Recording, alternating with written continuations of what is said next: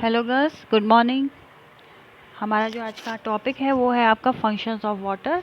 इससे पहले वाली वीडियो में हमने जल के फंक्शंस जो है डिस्कशन करे थे। जो आपने हमने जो है 2 पॉइंट तक क्लियर करे थे। पहला था आपका घोलक के रूप में एक्ट एज सॉल्वेंट, और सेकंड था आपका शारीरिक ताप को नियंत्रित रखने में, यानी मेंटेनेंस ऑफ बॉडी टेम्परेचर। अब आपका है थर्ड पॉइंट, इसमें ये है स्नेहक के रूप में, यानी एक्ट एज लुब्रिकेंट।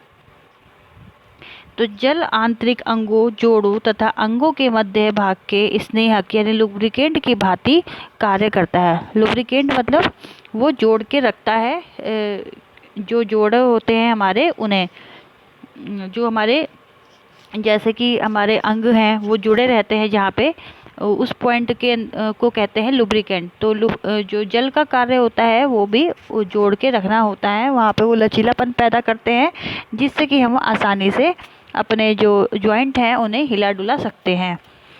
यह कोशों को नम बनाए रखता है, और जो हमारे टिश्यूज़ होते हैं, सेल होते हैं, उन्हें खुश्क नहीं होने देता है, उन्हें जो है मॉइस्चर प्रदान करता रहता है, जिससे कि विभिन्न पदार्थ कोशों एवं रक्त नलिकाओं के अंदर बाहर सुगमता से आ जा सकता है। जिससे कि क्या होता है, जो हमारे कोश हैं, टिश्यूज़ हैं, तो उसमें क्या है, जो रक्त नलिकाओं के अंदर जो है कोई भी पदार्थ है तो वो ब्लड के थ्रू वो आ जा सकता है। और ब्लड जो है हमारा, उसमें जल की मात्रा रहती है घुली हुई। तो जो ब्लड का कार्य होता है, हमारे जो जितने भी फंक्शंस हैं बॉडी में, उन तक विटामिन्स, मिनरल्स, प्रोटीन सबको पहुंचाना अलग अलग अंगों को। तो जल एक ये भी कार्य पॉसिबल बनाता है। मुंह की लार की उपस्थिति से भोजन निकलना आसान होता है। आपका उत्सर्जन स्थान यानी एक्सटर्नरी सिस्टम, पाचन संस्थान डाइजेस्टिव सिस्टम, और श्वसन संस्थान आपका रेस्पिरेटरी सिस्टम आदि जल श्लेष्मा यानी म्यूकस के रूप में स्थित रहता है, जो इन्हें अपने आप अपने कार्यों के संपादन करने में मदद करता है। जल जो है आपका एक तो एक्सक्रेटरी सिस्टम यानी उत्सर्जन संस्थान, डाइजेस्टिव सिस्टम और रेस्पिरेटरी सिस्टम, और आपका म्यूकस, इन सब में उपस्थित रहता है, जिससे कि ये सब क्या है, अपना कार्य भलीभांति पूर्ण रूप से संपन्न करते हैं हमारी बॉडी में। फिर नेक्स्ट है गर्ल्स आपका इसमें 1 सेकेंड,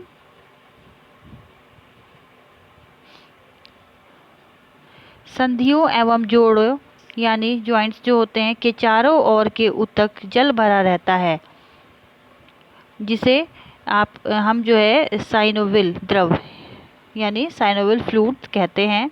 यह द्रव जोड़ों को नम बनाए रखता है तथा रक्त नलिकाओं एवं कोशों के बीच आवागमन को आसान बनाता है। गस जो भी हमारी संधियां हैं, जॉइंट है हमारी बॉडी में, जोड़ हैं हमारी अस्थियों में, उनके चारों ओर क्या है, ऊतक के चारों ओर जल भरा रहता है, जिसे हम क्या कहते हैं, साइनोविल फ्लूइड कहते हैं। यह द्रव जो है जोड़ों जो होते हैं हमारे जॉइंट होते हैं उनको नम रखता है, उनमें खुश्की नहीं आने देता है, मॉइस्चर प्रदान करता है, तथा रक्त नलिकाओं एवं कोशों के बीच जो हमारी ब्लड वेसल्स हैं और जो हमारे टिश्यूज़ हैं उनके बीच जो है आवागमन को आसान बनाता है। क्योंकि अगर मॉइस्चर रहेगा, फ्लूइड रहेगा हमारी बॉडी में, तो ही हमारे जो अंग हैं वो प्रॉपर कार्य कर पाएंगे, नहीं तो एक दूसरे से रगड़ खा के वो टूट सकते हैं। तो जल जो है क्या है, मॉइस्चर प्रदान करता है, जिसकी वजह से हमारी बॉडी में विभिन्न कार्य संपन्न होते हैं। इसी कारण अंगों को मोड़ते, घुमाते, ऊपर नीचे करते समय घर्षण नहीं होता है। समझ में आएगा? अगर हम उस दौरान अगर जल की मात्रा हमारी बॉडी में नहीं रहेगी तो क्या होगा, जितने भी हमारे जो अंग हैं उन्हें मोड़ते घुमाते समय घर्षण नहीं होता, मतलब रगड़ नहीं लगती है। साथ ही इन्हें चोट एवं आघात से सुरक्षा भी प्रदान करता है। यदि किसी कारणवश चोट, आघात, दुर्घटना, वृद्धावस्था या उम्र का बढ़ना, यह द्रव नष्ट हो जाता है तो अंगों को मोड़ने में घुमाते समय घर्षण होने लगता है, जिसके कारण संधियां जकड़ जाती हैं तथा अंगों को मोड़ना, घुमाना, ऊपर नीचे करना अत्यंत कष्टदायक होता है। जैसे जैसे एज बढ़ती जाती है या कोई दुर्घटना हो जाती है, कोई चोट लग जाती है, एक्सीडेंट हो जाता है, तो उस दौरान क्योंकि हमारी बॉडी में से बहुत सारा ब्लड बह जाता है, जिसके कारण क्या है, जो भी जोड़ है वहाँ जहाँ पे चोट लगी हुई है वहाँ पे घर्षण होना शुरू हो जाता है, रगड़ लगनी शुरू हो जाती है, जिसकी वजह से उस अंग में हमारे दर्द होना शुरू हो जाता है।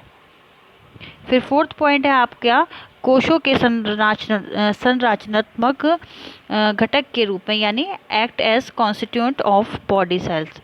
मानव शरीर की जो सबसे लघुत्तम इकाई है, मतलब सबसे छोटी इकाई है, वो क्या है आपका कोशिका का निर्माण, यानी कोशिका है जिसका निर्माण क्या होता है, वो जल से होता है। आप सभी को पता है हमारी बॉडी में सेल पाए जाते हैं, चाहे वो एक पेड़ ही क्यों ना हो, उस तक में हमारे बॉडी उस तक में सेल यानी कोशिकाएं पाई जाती हैं।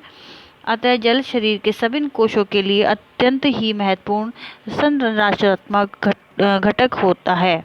यह नवीन कोशों के निर्माण में महत्वपूर्ण भूमिका निभाता है।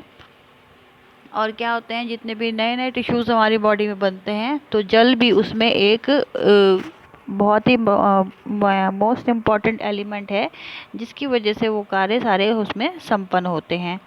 और जो जल आपका क्या है, एक जो कि हमारी बॉडी में सबसे लघुत्तम इकाई है, सेल है, जल जो है उसका भी निर्माण करने में सहायता प्रदान करता है।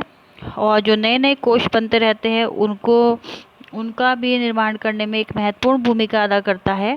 1 ग्राम प्रोटीन से 4 ग्राम जल बंधा रहता है। समझ में आई गर्ल्स? अगर हम 1 ग्राम प्रोटीन लेते हैं तो 4 ग्राम जल से वो बंधा रहता है, जिसकी वजह से क्या होता है, जबकि 1 ग्राम वसा मात्र 2 ग्राम जल को बांधे रखती है। दांतों एवं अस्थियों के कोशों में जल कसकर बंधा रहता है। अधिक ऊतकों के बाह्य कोशीय तरल एवं अंतः कोशीय तरल में जल का निरंतर आदान प्रदान होता है। तो गर्ल्स आपको समझ में आई होगी ये लाइन।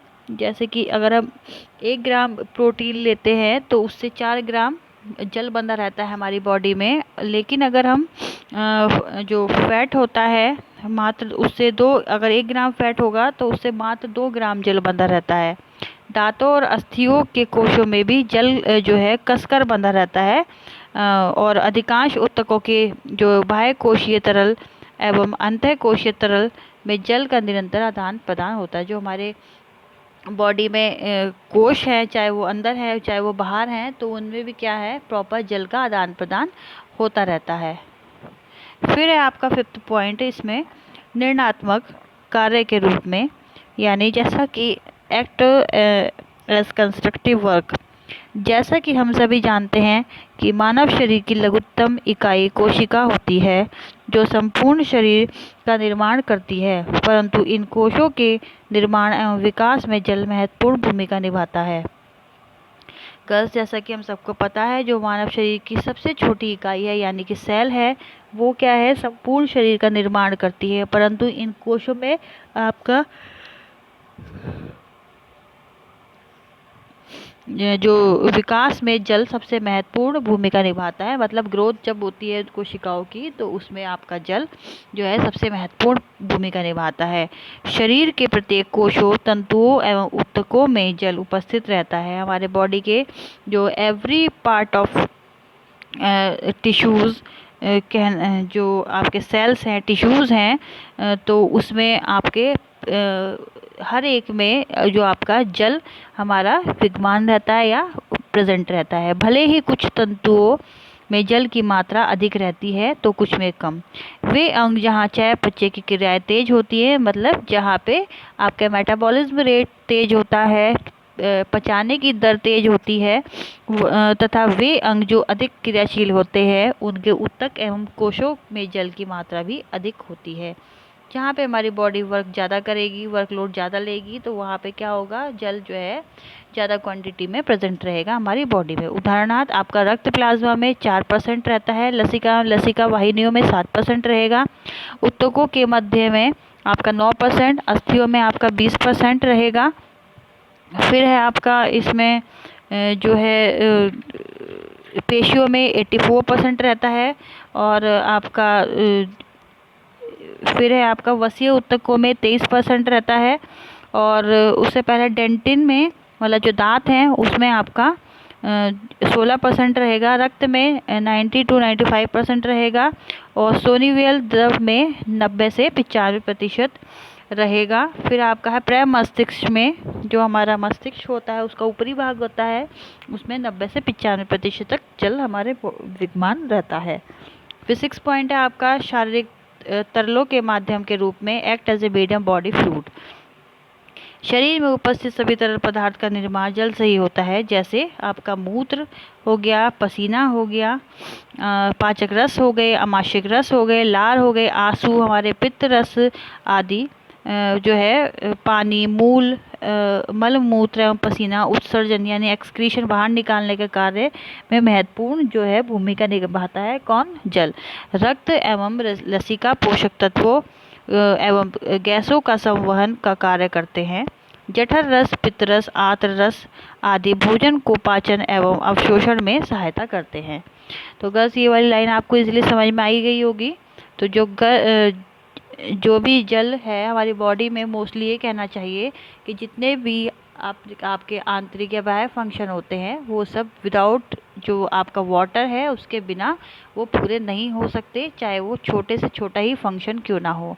तो गर्ल्स आपको पता लग गया होगा कि जो है आपका जल कितने इम्पोर्टेंट है हमारी बॉडी में, इसके बिना हमारा शरीर कार्य नहीं कर सकता है। तो गर्ल्स अगर आपको वीडियो में कुछ नहीं समझ में आया तो जूम मीटिंग लीजिए और क्लास में जो है जूम मीटिंग क्लास में डिस्कशन करिए। और गर्ल्स वीडियो को लास्ट में लाइक और सब्सक्राइब करना ना भूलिए। So girls take care, bye.